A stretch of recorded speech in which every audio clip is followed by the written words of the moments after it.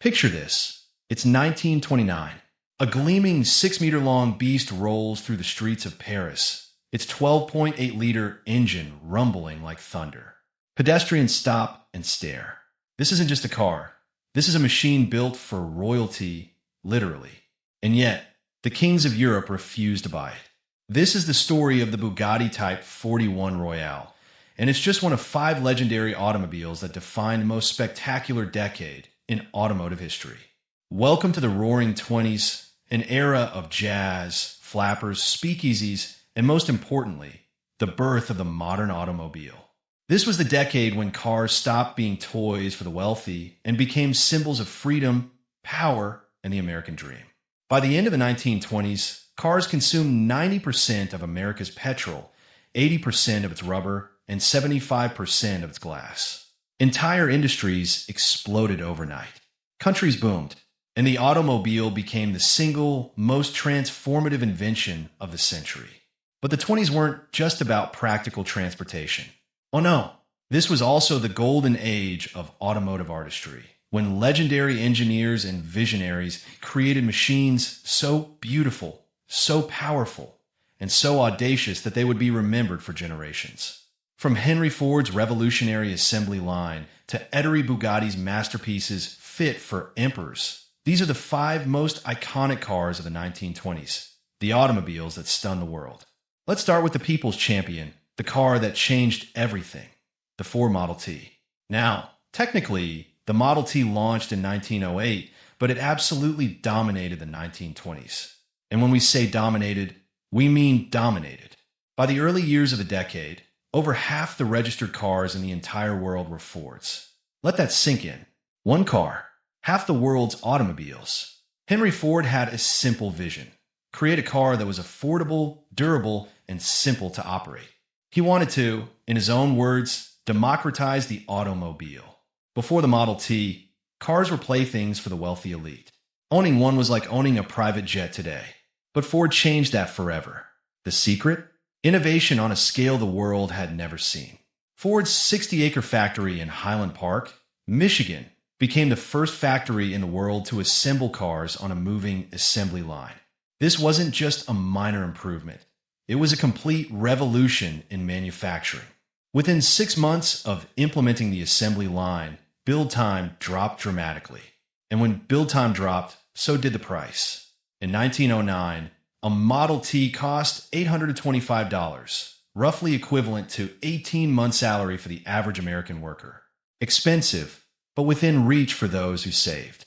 By 1927, that same car cost just $360, about 4 months' salary. Ford had achieved the impossible. He made car ownership accessible to ordinary families. Affectionately nicknamed Tin Lizzie, the Model T wasn't glamorous. It wasn't fast. It certainly wasn't luxurious. But it was reliable, practical, and most importantly, it was there. You could buy one. Your neighbor could buy one. The farmer down the road could buy one. And they did. By 1925, the Highland Park factory was producing between 9,000 and 10,000 Model Ts every single day. Every single day. When production finally ceased in 1927, over 15 million Model Ts had been built and sold. To put that in perspective, that's more than the entire population of the Netherlands at the time. The Model T gave American families freedom they had never experienced before. Suddenly, you weren't limited to where the train tracks went or how far you could travel by horse. You could drive to the next town, visit relatives across the state, take your family on a Sunday drive through the countryside. The automobile stopped being a luxury and became a necessity, a fundamental part of American life. Sure, there were faster cars in the 20s, more beautiful cars, more desirable cars, but none more important. The Ford Model T didn't just transport people. It transported an entire society into the modern age. It became a folkloric symbol of American ingenuity and remains one of the most significant automobiles ever created. Now we shift gears, literally and figuratively, from the people's car to the gentleman's racer, the Bentley 3-liter.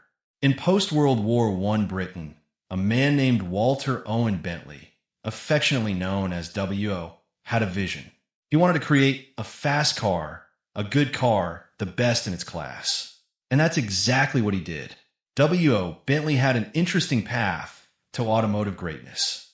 Before the war, he and his brother Horace ran a business selling French DFP cars in Cricklewood, North London, under the name Bentley and Bentley. But after being discharged from the Royal Naval Air Service, W.O. decided to stop selling other people's cars and start building his own. In doing so, he founded Bentley Motors Limited, which would become one of the most famous car companies of the 1920s. To develop the 3 liters engine, W.O. brought in former World War I pilot Clive Gallup. Together, they created a straight-four 3-liter engine that ran for the very first time just off Baker Street in London. The first production version was delivered in September 1921 to an owner named Noel van Raalte, and it quickly emerged as one of the most popular cars of the 20s. Like other luxury cars of the era, Bentley supplied the chassis, engine, suspension, and drivetrain, eventually costing around £1,100, and customers would take them to specialist coach builders to have custom bodies fitted. Production started slowly, but soon the order books were overflowing. Why? Because the Bentley 3-liter could do something most luxury cars couldn't. It could win races. In 1924, the 3-liter won the prestigious 24 Hours of Le Mans. Then it won again in 1927. This wasn't just a pretty car for wealthy gentlemen to parade around London. This was a serious racing machine that could compete with the best in the world. Of course, not everyone was impressed. Legendary Italian car maker Ettore Bugatti, whose own creations we'll discuss later, allegedly called the Bentley the fastest lorry in the world. It was a backhanded compliment, referring to the car's weight and size, but Bugatti couldn't deny its speed and performance. The Bentley was heavy, sure, but it was also fast, reliable, and beautifully engineered. The clientele spoke for themselves. Prince George, who would later become the Duke of Kent, owned one. So did the Prince of Wales, who became King Edward VIII. Even the Duke of York, later King George VI, drove a Bentley 3-liter. When royalty lined up to buy your car, you knew you'd created something special. The 3-liter remained in production until 1929, when it was replaced by the superb Bentley 4.5-liter, itself one of the greatest automobiles of the decade. But the 3-liter had already secured its legacy as one of the finest vintage cars of the 1920s, a perfect blend of luxury, performance, and British engineering excellence. Here's a question. When you think of luxury cars from the 1920s, what names come to mind? Rolls-Royce? Bugatti? Mercedes-Benz? Alfa Romeo? Probably. But what about Hispano-Suiza? If you've never heard of it, you're not alone. This Spanish car manufacturer has been largely forgotten by history. And that's a tragedy, because the Hispano-Suiza H6 was arguably the most innovative and perfectly engineered car of its age. For a brief, shining moment in the early 20s, it eclipsed even Rolls-Royce as the luxury car of choice for the super-rich. The story begins with Marc Burkigt, a Swiss-born engineering genius who very few people have ever heard of. Burkigt was a brilliant visionary who understood that luxury wasn't just about opulence. It was about innovation, performance, and engineering perfection. The H6 was introduced at the 1919 Paris Motor Show, and it immediately turned heads. Under the hood was an aluminum 6.6-liter straight-six engine, which was upgraded to a whopping 8-liter in 1922. But the real innovation wasn't the size, it was the brakes. The Hispano-Suiza H6 was the first car in the world to employ servo-assisted, light alloy drum brakes on all 4 wheels. This might not sound revolutionary today, but in the early 1920s, this was groundbreaking technology. In fact, it was so advanced that Rolls-Royce licensed the design and used it all the way through to the 1965 Silver Cloud. Think about that. Technology from a 1920 Spanish car was still being used in Rolls-Royce's 45 years later. Like other luxury cars of the era, the H6 chassis was purchased by wealthy clients and then bodied by some of the finest European coach builders of the day, including Chapron, Binder, Litre, E.T. Marchand, and Hibbard and Darren. Each car was essentially a unique work of art, tailored to the owner's specifications. Approximately 2,350 H6 and variant models were built before production ceased in 1933. And then, almost overnight, Hispano-Suiza faded from public consciousness. The company continued making aircraft engines, but never recaptured the glory of the H6 era. There's a deep melancholy in knowing that one of the finest luxury cars of the 1920s has been so thoroughly forgotten. But those in the know, both then and now, consider the Hispano-Suiza H6 to be one of the best cars ever created. It represents the pinnacle of pre-depression automotive engineering, a time when innovation and artistry went hand in hand. If you wanted to make a grand entrance in 1920s America, you arrived in a Duesenberg. The Duesenberg Model J, affectionately called Doozy, represented everything the Roaring Twenties stood for: excess, performance, luxury, and unapologetic showmanship. This wasn't a car for everyone. This was a car for movie stars, industrial tycoons, and gangsters. The company was founded by German-American brothers August and Frederick Duesenberg in St. Paul, Minnesota, in 1913. They built racing cars and high-end automobiles, positioning themselves at the opposite end of the spectrum from Henry Ford's car for everyone philosophy. The Duesenbergs built cars for a select few. In 1926, automotive entrepreneur Royale bought Duesenberg, specifically for the brothers' engineering skills and their burgeoning brand name. Cord had an ambitious goal: build a top-drawer luxury performance car that could rival the European heavyweights of Rolls-Royce and Hispano-Suiza.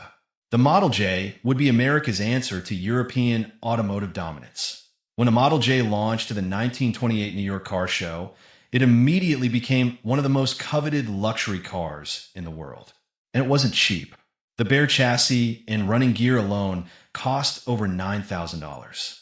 With a custom body from a coach builder, the total price could easily top $13,000, equivalent to about £175,000 today, roughly the price of a Porsche 911 Turbo.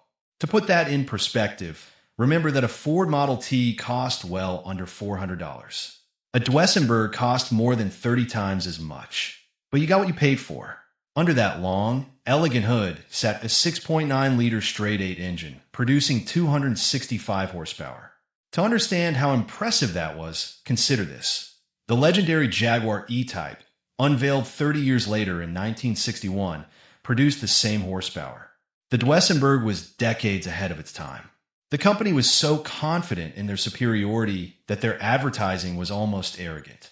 One famous ad boasted, "So confident is Duesenberg of the unquestioned supreme position its product occupies, that a nameplate is considered superfluous." Nowhere on the car do you find the name Duesenberg. But everywhere throughout the car you discover those master strokes of engineering and design and construction obtainable nowhere else than in a Duesenberg. Who drove these magnificent machines? Hollywood royalty like Greta Garbo and Clark Gable. Industrial magnates. Old money aristocrats. And yes, even Al Capone, America's most notorious gangster, owned a Duesenberg Model J. Then came October 1929. The stock market crashed. America plunged into the Great Depression. Suddenly, selling incredibly expensive luxury cars became nearly impossible. But somehow, the Duesenberg survived. The Hollywood elite and old money families kept buying them, allowing production to continue until 1937. The Model J represented the zenith of American automotive luxury in the 1920s. It was almost impossible to find a faster, more beautifully engineered, more impressive car anywhere in the world.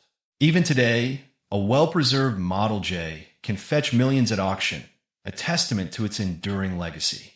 And now we arrive at the ultimate expression of 1920s automotive excess, the Bugatti Type 41, known as the Royale. In 1927, Italian-French automotive genius Ettore Bugatti unveiled a car unlike anything the world had ever seen. Just as the Bugatti Veyron would shock the world 8 decades later, the Type 41 Royale redefined what an automobile could be. This wasn't just the largest and most luxurious car in the world. It was the most audacious, most expensive, and ultimately, most catastrophic commercial failure in automotive history. The story begins, as many great stories do, with a slight. Legend has it that Ettore Bugatti took exception to comments made by an unknown English lady who compared his cars unfavorably to those of Rolls-Royce. Bugatti, whose ego was as large as his engineering talent, decided to build a car so magnificent, so overwhelmingly superior to anything Rolls-Royce produced, that no one would ever question Bugatti's supremacy again. But there was another factor. Bugatti had been waiting to complete a deal with the French military to build 16-cylinder aircraft engines. For reasons unknown, the deal fell through. So Ettore, in his infinite wisdom, decided to use half of that engine, a straight 8, to power what would become the world's most opulent automobile. The result was staggering. The Type 41 Royale measured over 6 meters long, longer than most modern SUVs. Under the hood sat a mammoth 12.8-liter engine, the largest ever fitted to a production car. The entire vehicle, depending on the body, weighed around 3.5 tons. To put that in perspective, that's heavier than a modern Range Rover. The Royale was also the only Bugatti ever adorned with a hood ornament, a dancing elephant designed by Ettore's brother, Rembrandt. Every detail screamed exclusivity and excess. Ettore planned to build 25 of these magnificent machines. The intended clientele? Kings, queens, and emperors. Quite literally, the Type 41 was designed for royalty. The basic chassis price was set at $30,000, more than twice the cost of a Duesenberg, which was already obscenely expensive. This was a car for the wealthiest, most powerful people on Earth. But then reality intervened. As the global economic crisis hit in 1929, there was suddenly no market for a car this extravagant. Even kings weren't buying. Ettore had intended to give one to King Alfonso of Spain, but Alfonso was deposed before he could take delivery. The one opportunity to sell to a genuine royal, King Zog of Albania, was refused by Bugatti himself, allegedly because the king had disgraceful table manners. Yes, you read that correctly. Bugatti refused to sell a car to a king because of his eating habits. In the end, only 7 Type 41 Royales were ever built, including one prototype. The prototype was destroyed in an accident in 1931, leaving just 6 in existence. Where are they now? 2 reside in the Musée National de l'Automobile de Mulhouse in France.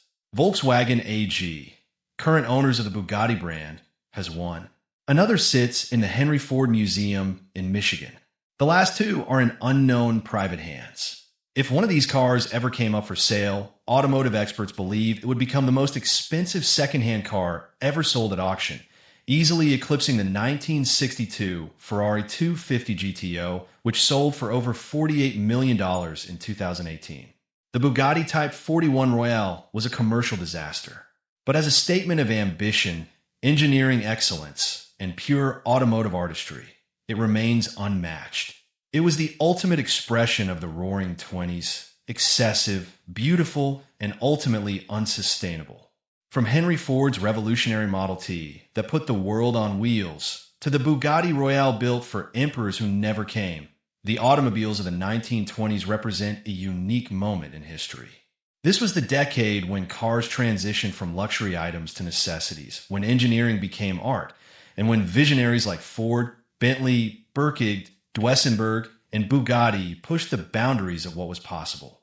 These 5 cars, the practical Model T, the racing Bentley, the innovative Hispano-Suiza, the luxurious Duesenberg, and the audacious Bugatti, didn't just transport people. They transported society into the modern age. They represented freedom, power, status, and the relentless human drive to create something extraordinary.